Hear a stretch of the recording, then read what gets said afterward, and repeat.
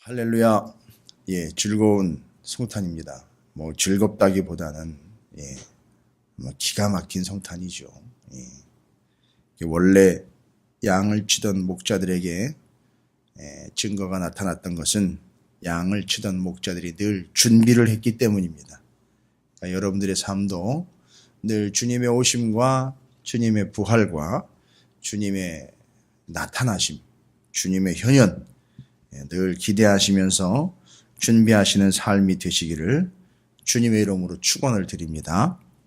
여러분에게 성탄의 기쁨과 감격이 넘쳐나게 되시기를 주님의 이름으로 또한 축복합니다. 계속되는 고린도전서의 말씀입니다. 성탄절 새벽에 예수의 나심 본문이 아니고요. 당연합니다. 예수님도 그걸 특별히 원하시지는 않으셨을 것 같아요. 내가 왜 왔는지를 계속해서 묵상을 하다 보면 본문에 나와 있는 하나님의 말씀을 통해서 계속 예수 그리스도와 복음에 대해서 늘 찾아내고 발견하는 것이죠. 오늘 말씀은 조금 좀 생뚱맞는 것 같은 그런 본문이기도 한데 다른 게 아니라 헌금에 관한 얘기입니다. 성탄절 새벽에 헌금 얘기하는 목사님 처음일 것 같습니다, 제가.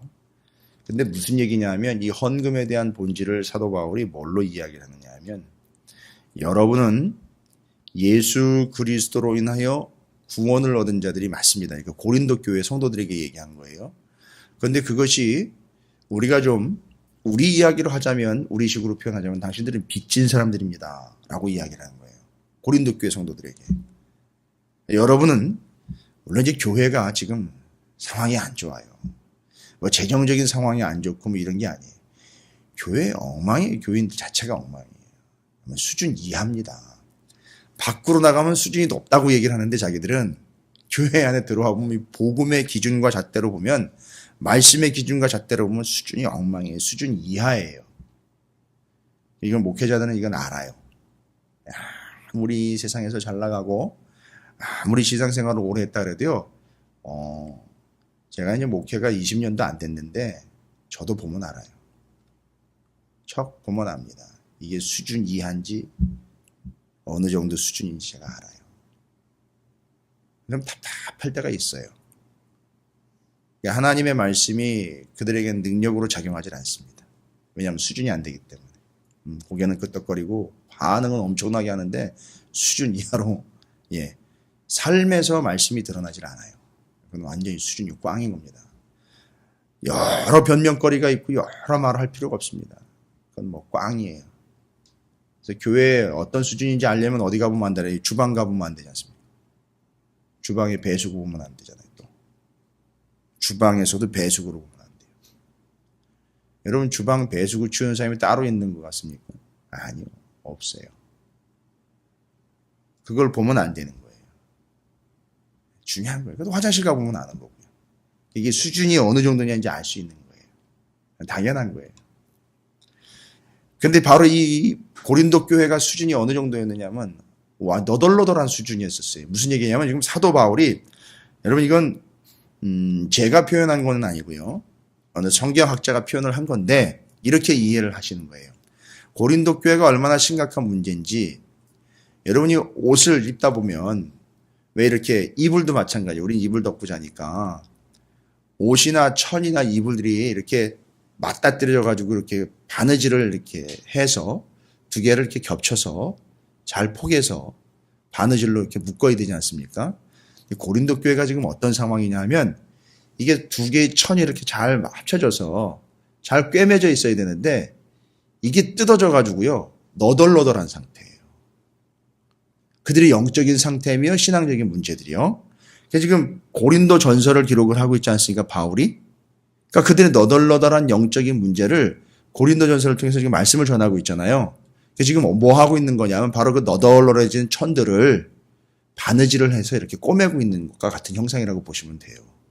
지금 그들의 상황이 그런 심각한 상황이기 때문에. 그래서 말씀으로 진리로 복음으로 꿰매고 있는 거예요. 아주 적절한 표현인 것 같아요. 되게 기가 막히게 그렇게 표현을 했는지 모르겠습니다. 지금 그런 상태라는 거예요. 여러분이 옷 뜯어졌는데 그냥 입고 다닌다고 생각을 해보세요. 그건 본인에게도 덕이 안 될 뿐만 아니라 사람들이 보면 당장 티나는 거 아닙니까? 어떻게 저래? 바로 손가락질 당하는 거예요.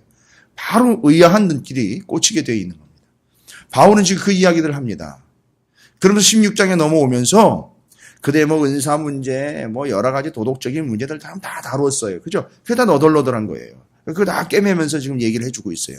하나님의 말씀을 전하여 가르쳐주고 있습니다.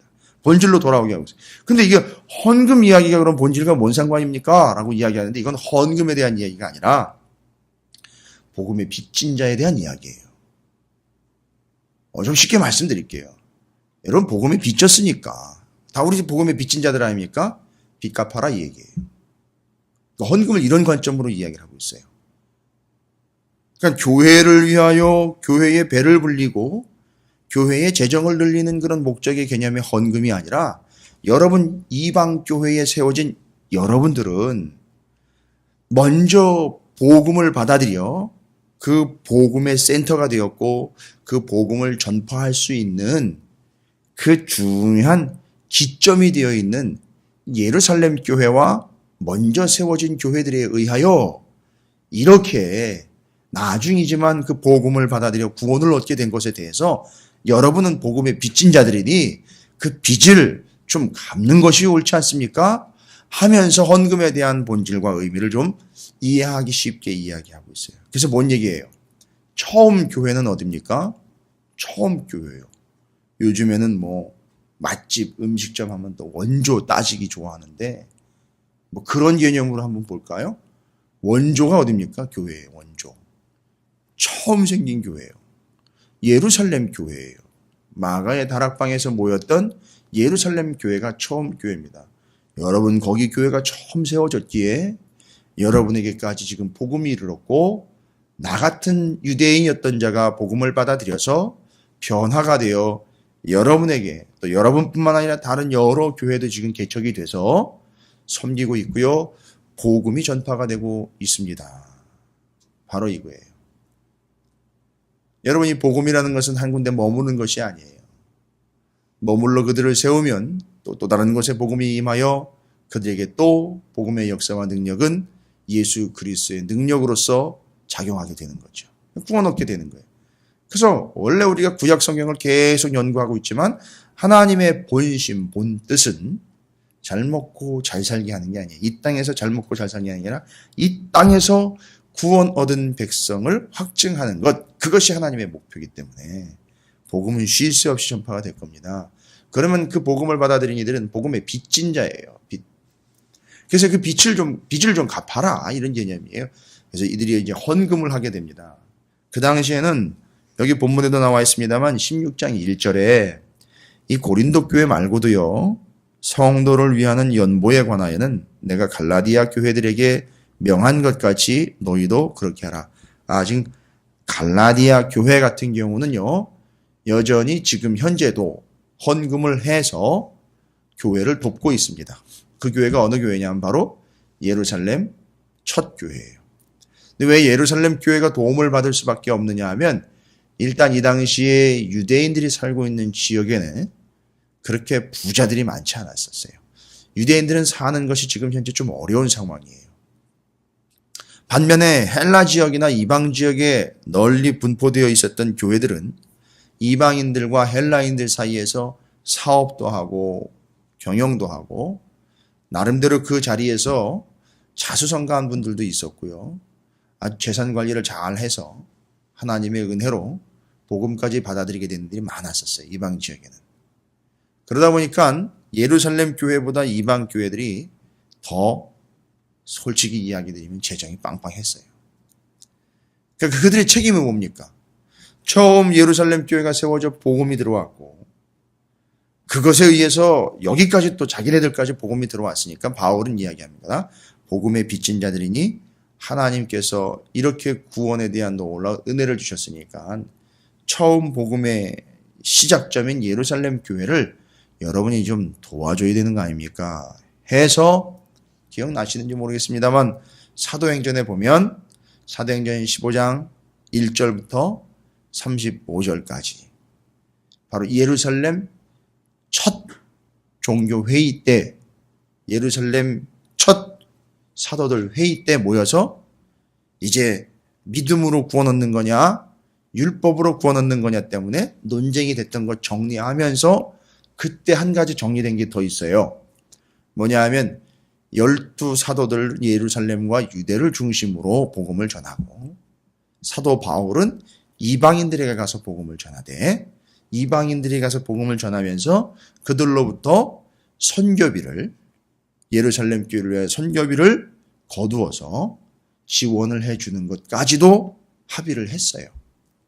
그래서 그때 사도 바울이 자신의 책임과 또 자신이 복음의 빚진 자로서 해야 할 일이 바로 이방 지역에 복음을 전해놓고 그 교회에서 예루살렘 교회를 위하여 헌금을 충당을 해서 갖다가 전달하는 것으로 이렇게 합의가 됐습니다.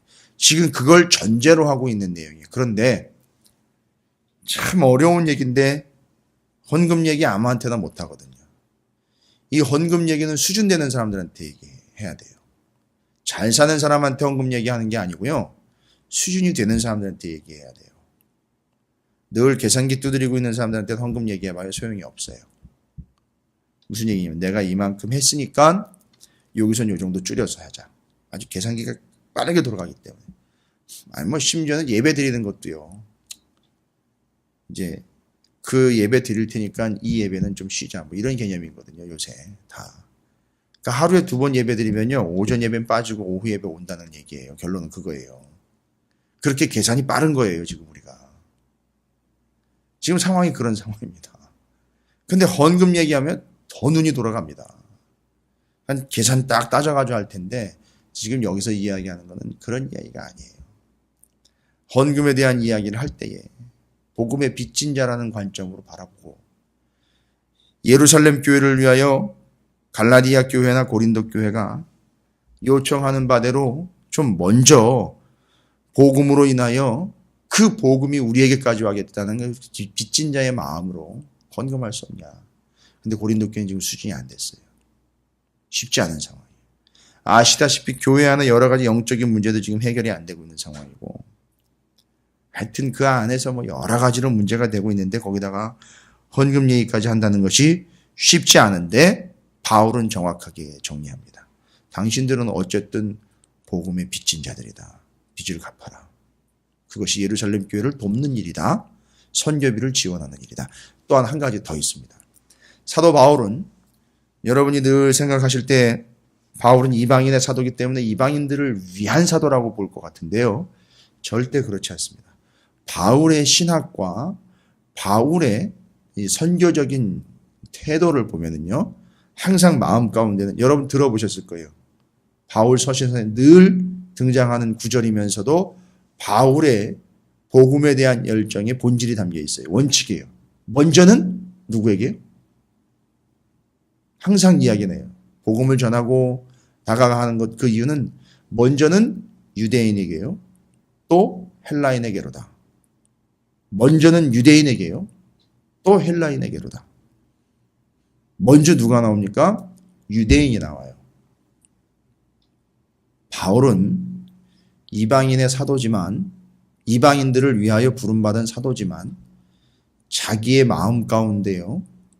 늘 염두에 두고 있고 우선이 됐던 사람들은 누구냐면 자기 동족들이에요. 유대인들이에요. 유대인들 저렇게 내버려두면 멸망받고 죽는다는 거예요. 근데 이 유대인들이 더 말을 안 들어요. 아시잖아요. 내 가족 전도하는 게 더 힘들어요. 유대인들이 더 힘든 거예요. 왜냐하면 잘못된 걸 가지고 있기 때문에. 구약 알고 있다는 거예요. 말씀 알고 있다는 거예요. 이게 쉽지 않은 거예요. 그러니까 먹히지가 않아요. 그러니까 바울은 늘 마음 가운데 괴로움이 있어요. 내가 이방인의 사도로 부름을 받아 내 사명이 이방인들을 구원 얻게 하는 게 내 사명이지만 사도 바울이 그렇게 열심히 이방인들을 구원 얻게 하고 이방의 교회를 세우고 복음을 전하는 이유는 뭐냐 하면 유대인들을 위했던 거예요. 본질은요. 무슨 얘기냐? 유대인들이 구원받아야 되는데 직접 이야기하기가 쉽지 않으니 참 이 사람들 빨리 구원 얻게 하기 위해서 어떤 개념으로 이 바울이 받아들였냐면 자기가 이방인들을 열심히 구원을 시켜가지고 복음을 받아서 구원을 시키지 않습니까? 그럼 구원받는 사람들이 이제 늘어납니다. 그러면 바울은요, 목적한 바가 뭐냐면 이방인들이 늘어나는 그 모습을 보고 유대인들이 자극을 받고 탄력을 받고 도전을 받아서 유대인들도 이렇게 늘어나는데 원래 하나님이 먼저 선택한 이스라엘은 우리는 뭐 하고 있는 건가 하면서 본인들 스스로를 좀 점검을 하며 이제 복음을 받아들이겠구나 해서 숫자가 늘어날수록 유대인들이 좀 창피하게 여기기도 하고 그런 거였어 하면서 따라오게끔 해서 그 비례에 의해서 구원을 얻는 유대인들의 숫자가 지금보다는 더 늘어나게 하려고 하는 바울의 본심이 있었던 거예요. 그래서 내가 이만큼 유대인들을 더 많이 구원을 시키면 유대인들은 그거와 맞먹는 건 아니겠지만 그래도 지금보다는 더 많은 유대인들이 구원을 얻을 수 있겠지 하는 마음에 더 열심히 이방인의 선교를 했던 거예요. 이게 사도 바울의 직접적인 언급은 아니지만 바울이 서신서들을 통해서 아주 미묘한 단어들을 통해서 그 내용들을 표현을 해낸 거예요. 그래서 이걸 끄집어낸 겁니다. 바울의 본심을요. 그러니까 지금 바울의 본심을 이해를 하셔야 돼요. 그래서 지금 바울이 헌금 이야기를 하는 것은 두 가지예요. 이방인 교회들에게는 어떤 마음으로 살아가라? 복음의 빚진 자의 마음으로 살아가라. 또 이방인들을 더 열심히 선교해가지고 교회도 늘어나고 성도도 늘어나서 예루살렘 본교회를 좀 선교적으로 지원을 해달라 하는 이야기는 유대인들이 더 많이 구원을 얻게 하기 위한 바울의 본심이었다라는 거예요. 그래서 더 열심히 선교했고 그러다 보니까 그 선교 헌금으로서 유대와 자기의 본토인 이스라엘 백성들이 더 많이 구원을 얻게 하기 위한 본심이 거기 담겨 있었던 거예요. 그래서 이것 바로 두 가지 다 합치면 뭐예요? 오직 이방인이나 유대인이나 복음에 의하여 복음을 위하여 헌금을 이야기하고 있다는 얘기예요. 그리고 이제 우리가 함께 나누는 바로는 레위기에 하나님 앞에 예물을 드림과 제사를 드림에 대한 이야기로 잠깐 연결을 하자면 거기에 대원칙이 있었죠. 제물을 드림에 대한 원칙 기억하십니까? 감동과 자원함으로 드리라는 거예요. 이게 큰 원칙입니다. 여기서도 이야기하고 있는 거예요. 여러분 번거롭겠지만 로마서 15장 26절과 27절을 좀 함께 좀 살펴보면 여러분이 사도 바울이 로마 교회에 보낸 편지의 내용이니까 새삼스럽지는 않은데요. 거기에 바로 이 헌금에 대한 본질의 복음과 연결해서 설명을 해놓는 내용이 있어요. 로마서 15장 26절과 27절입니다. 바로 앞이죠.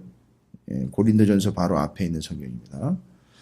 로마서 15장 26절 27절에 여기는 또 마게도냐 지역 이야기를 하네요.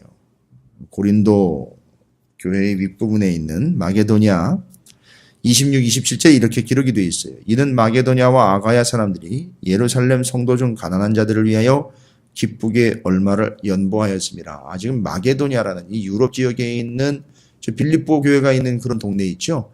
그 동네들에서도 지금 예루살렘 교회를 위하여 뭐 하고 있는 겁니까? 헌금을 하고 있는 겁니다. 이게 선교비로서 지원을 해주고 있는 거예요. 27절에 저희가 기뻐서 하였거니와 지금 그들이 어떻게 했다 그랬죠? 기뻐서 했다는 겁니다. 여러분 헌금하시는 게 기쁘신지 모르겠어요. 주일날 헌금 때문에 시험 들거나 부담되거나 고민이 되지 않았으면 좋겠어요. 이게 원칙입니다. 저희가 기뻐서 하였거니와 또한 저희는 그들에게 어떤 자라고요? 빚진 자니. 제가 얘기 드린 거 나오죠. 지금 그렇게 하고 있는 거예요. 다른 교회에서 지금 예루살렘 교회를 위해서 기쁘고 빚진 자의 마음으로 하고 있는 겁니다. 만일 이방인들이 그들의 영적인 것을 나누어 가졌으면 그렇죠. 이방인들이 그 영적인 것들을 지금 복음으로서 나눠 가진 거잖아요. 그죠? 원래 먼저 복음을 받은 이들이 나눠준 거잖아요. 바울이 없었으면 어떻게 될 뻔했어요. 바울은 유대인이잖아요. 자, 그래서 나눠 가졌습니다. 영적인 거예요. 복음이요 진리를 나눠 가졌습니다. 그러면요 육적인 것으로 그들을 섬기는 것이 마땅하니라 라고 이야기한 게 이제 육적으로 섬긴다라는 게 이제 헌금으로 섬기는 걸 이야기하는 거예요. 여러분 바로 이 내용들입니다.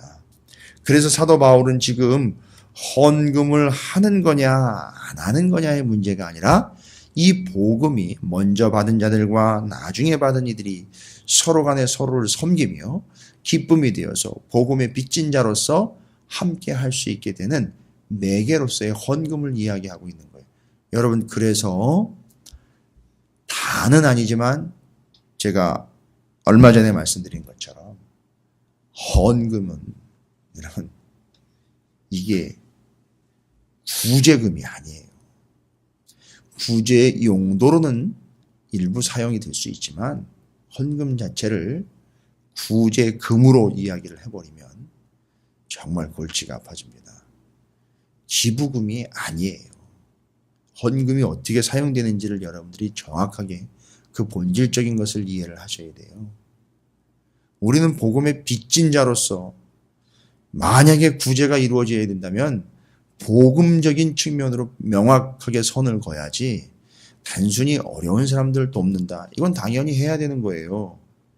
당연히 해야 되는 거라고요. 근데 교회에 헌금으로 이 일을 반드시 해야 된다라는 이들이 있어요. 그렇지 않습니다. 원칙은 뭐냐 하면 자기 것 쓸 것을 줄여서 그걸 먼저 구제하는 거예요. 교회에 헌금으로써 하려고 하는 거는 이미 벌써 마음 자체가 내가 교회에 냈으니까 낸 것 가지고 하면 되지 왜 나를 귀찮게 하느냐 이거거든요. 근데 원래 구제의 취지는 뭐냐면 자기의 쓸 것과 자기의 입을 것과 자기의 불편함을 감수하고 어려운 이들을 도와주는 것이 구제의 본질이에요. 이게 그리스도인의 삶의 원칙이지 헌금의 원칙이 아니에요. 이걸 잘못 이해를 하고 있는 거예요. 그래서 예수를 믿는 자들의 삶의 본질적인 모습 중에 구제라는 게 들어있어요. 근데 그 구제는 내가 쓸 것 줄이고 내가 아끼고 내 불편함을 감수하면서 하는 것이 진정한 구제지 예산 중의 일부를 교회 예산으로 써라는 이야기는 벌써 본질을 한 걸음 벗어난 상태에서 이야기를 하고 있다는 거예요. 교회가 그런 걸 하지 말아야 된다는 얘기가 아니에요. 마음가짐 자체가 벌써 잘못됐다는 거예요. 내가 교회에 드린 거 가지고 하십시오. 이렇게 돼버리는 거예요. 여러분 그게 바로 이제 말하자면 기부금 된 거예요. 그런 분들은 기부금 납입증명서 떼어가시면 돼요. 그렇게 하면 됩니다. 근데 본인이 들여놓은 헌금을 다 기부금으로 만들어버린다는 얘기죠. 기부금의 뜻이 뭔지 말씀드렸죠? 예. 공공사업과 자선사업을 위하여 대가 없이 지불한 돈이에요. 여러분 교회에다 그렇게 헌금하십니까? 물론 여기 계신 분들한테 그런 얘기 할 필요도 없지만 아니 어떻게 헌금을 그렇게 만들어버렸습니까? 나라의 공공사업과 자선사업을 위하여 대가 없이 지불한 돈이 돼버렸어요. 성도의 헌금이. 그래서 그걸 1년이면 정산한다고 뛰어갑니다. 하시지 말라는 게 아니에요. 본질적인 의미들을 빨리 캐치를 하시는 얘기예요. 그것이 우리 교회의 현 주소예요, 지금. 그런 상황 가운데 사도 바울이 민감한 헌금 얘기를 지금 하고 있습니다. 이게 뭔 얘기하는 겁니까? 복음의 빚진 자로서 한 지체요. 또 한 교회로서 같은 교회로서 어려움을 겪고 있는 예루살렘 본교회를 향하여 영적인 것을 나눠 가졌으니 이제 육신적인 것을 나눠줌이 마땅하다라고 이야기하면서 헌금에 대한 이야기들을 합니다. 그러면서 16장 3절부터 4절까지 이제 정리를 하죠. 어떻게 하라고 얘기하는지. 내가 이를 때에 16장 3절입니다. 너희가 인정한 사람에게 편지를 주어 너희의 은혜를 예루살렘으로 가지고 가게 하리니. 이게 은혜라는 표현으로 썼네요. 너희의 은혜를 예루살렘으로 가지고 간다. 걷어서 가져가는 건 뭡니까? 실질적으로 헌금인데요. 그걸 은혜라고 표현을 했어요. 그러니까 여러분 은혜가 되시는 대로 해야 돼요. 만약에 헌금을 하는데 은혜가 안 돼요. 절대 하지 마세요. 차라리. 절대 은혜가 안 되면 하지 마십시오. 정말 은혜 안 됩니다. 그리고 거저 주었으니 거저 받았으니 거저 주어라 라는 이 개념이에요. 이 은혜라는 개념은요. 그러니까 하나님으로부터 받은 것이 은혜라고 생각이 안 되면 절대 하나님 앞에 예물을 드릴 수가 없습니다. 그리고 뭐 예루살렘 본교회가 뭐 얼마나 어렵든지 뭐 내가 뭐 빚진 자니 뭐 이런 얘기 해봐 백날 해봐야 소용도 없어요. 은혜가 안 되면 하시면 안 돼요. 그리고 오히려 은혜가 안 되는데 헌금을 했다. 반드시 그 헌금은 문제가 생기게 돼 있어요.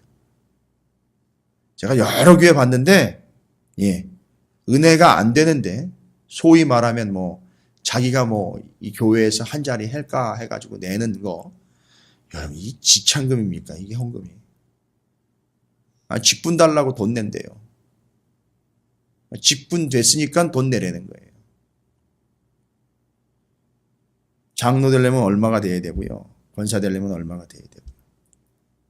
물론 헌금에 대한 이야기를 제가 세세하게 드릴 수 없지만 교회의 임원은 교회의 재정을 책임을 져야 되는 게 당연한 거예요. 그래서 교회는 우리 교회도 그렇지만 부담금이라는 것도 있고 단체가 운영이 되려면 교회의 교단적인 측면도 그렇고 교회마다 부담해야 되는 일정의 목도 있어요. 그런 것들을 임원들이 책임을 지는 거지. 그래서 신앙생활을 하면서 그런 임원의 의무 생활들을 반드시 감당을 하는 것이 기능적으로는 맞아요. 근데 은혜 안 되면 하지 말라는 거예요. 그러면요, 은혜가 안 되면 임원 되지 말라는 거예요. 연말이니까 뭐 난립니다, 교회마다. 당회를 앞두고선 누가 집사 되네, 누가 권사 되네, 누가 장로 되네. 죄송합니다. 이따위 것에 신경이 쓸려가지고 은혜는 은혜대로 되지도 않고, 죄송합니다. 더 노골적으로 얘기할게요. 헌금은 헌금대로 줄고, 엉망진창인 거예요. 그거 뭐하러 합니까? 헌금하지 말라는 얘기를 드립니다, 제가. 그러면 임원하지 마세요. 그러면 차라리 안 하는 게 낫잖아요. 은혜가 안 되니까. 이름만 걸어놓고 권사네, 뭐 집사네, 장로네 이러면 뭐합니까? 안 하는 게 낫잖아요. 은혜 안 되면 헌금도 하지 마시는 것처럼 은혜가 안 되면 임원도 내려놓는 거예요. 본인은 은혜를 많이 받았다고 하는데 주변 사람들은 더군다나 더 힘들어요. 어려워요. 왜 나는 그 자격이 되는데 안 되느냐. 은혜가 없어서 그러는 겁니다. 물어볼 필요도 없어요. 여기 이야기하고 있는 사도 바울의 이야기가 바로 그거예요. 얼마나 민감한 문제인데 헌금 얘기를 꺼냅니까? 고린도후서 가보세요. 고린도후서에서는 사도 바울을 아주 죽일 놈 취급을 해요. 거기 개척한 사람인데 바울은 가짜라고 이야기를 해버려요. 참 사악한 거예요. 사람이라는 것이요. 이렇게 은혜가 안 되면 별소리 다 나옵니다. 바로 그 헌금 문제를 이야기하면서 은혜입니다. 은혜가 안 되면 하지 마십시오. 라는 걸 이야기하고 있어요. 그래서 너희의 은혜를 예루살렘으로 가지고 가게 하리니. 자, 다른 거 기억하지 마시고 은혜 되느냐 안 되느냐, 은혜 받았느냐 안 받았느냐, 이거 가지고 따지세요. 그러면 헌금 누가 하라 말아라 할 필요 없어요. 이게 첫 번째입니다. 두 번째는요, 헌금이라는 것은요, 어느 특정 개인을 위하는 게 아니에요. 사도 바울을 위하는 게 아니라는 걸 좀 이해하셔야 됩니다. 바울이 오해를 많이 받았어요. 이 바울이 전달을 하다 보니까 야, 그거 바울이 중간에서 다 써버리는 거 아니야? 이렇게까지 했다. 이 고린도 교회들이 그랬어요. 난 못 주겠다 그래서. 그래서 안 한다고 핑계를 만들어 버린 거예요. 헌금 안 한다고. 왜냐면 어느 개인의 목적이나 개인의 이익을 위함이 아니라는 겁니다. 그러면요, 뭐예요? 역시 고린도 전서에서 이야기하고 있는 거잖아요. 대원칙, 성도의 대원칙 두 가지. 기억나세요? 교회의 덕을 세우며 하나님의 영광을 해야 돼요. 바로 요겁니다. 여러분, 은혜. 그 다음에 두 번째 또 역시 마찬가지예요. 개인이 쓰는 거 아닙니다. 개인의 목적 아닙니다. 교회의 덕을 세웁니다. 이 두 번째예요. 그러니까 여러분이 감사함으로, 은혜로 하나님께 드리는 모든 예물과 헌금은 교회의 덕을 세우는 일에 사용이 되는 거예요. 그러니까 그걸 목적으로 하시면 돼요. 그걸 염두에 두시면 됩니다. 은혜, 교회의 덕, 이것이. 그리고 이제 한 가지 제가 레위기서의 말씀을 드리면서 그들이 재물을 끌고 올 때 감동과 자원이 함이라고 얘기가 말씀드렸죠. 바로 그 감동과 자원함이에요. 감동은요, 구원받음에 대한 감동이에요. 자원은요, 삶의 자리에서 스스로 이 세 가지 원칙을 잊지 마시기 바라겠습니다. 바울은 이제 뒤로 더 깊은 이야기들을 진행하지만 여러분, 오늘 성탄의 아침에 여러분에게 한번 여쭤보고 싶어요. 여러분, 헌금을 위한 포진이 아닙니다. 여러분에게 예수 그리스도는 은혜가 되어 계십니까? 또한 여러분의 삶에 이 예수 그리스도의 몸된 교회에 덕을 세우기 위함이 여러분의 삶의 목적이 되고 있습니까? 또한 주님 앞에 이렇게 예배하러 나오며 시간을 드림이, 또 하나님 앞에 물질을 드림이, 이 모든 것이 자원함과 예수 그리스도에 인한 구원의 감동으로 진행이 되고 있습니까? 이 세 가지를 잊지 마십시오.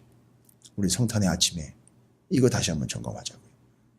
안 그러면 예수는 그냥 이 땅에 들러리, 아니 소풍 왔다 가신 거예요. 주님이 바로 여기 이렇게 오셨으니 여러분, 우리도 그 주님의 은혜와 감격을 생각하시면서 여러분이 자원함으로, 감동으로 교회에 덕을 세워 예수 그리스도의 영광을 위함이라는 원칙을 잊지 마시고, 헌금뿐만이 아니라 그 외의 모든 것까지도 그러한 원칙에 의하여 여러분의 삶에 풍성한 영적 유익이 있게 되기를 주님의 이름으로 축원을 드립니다.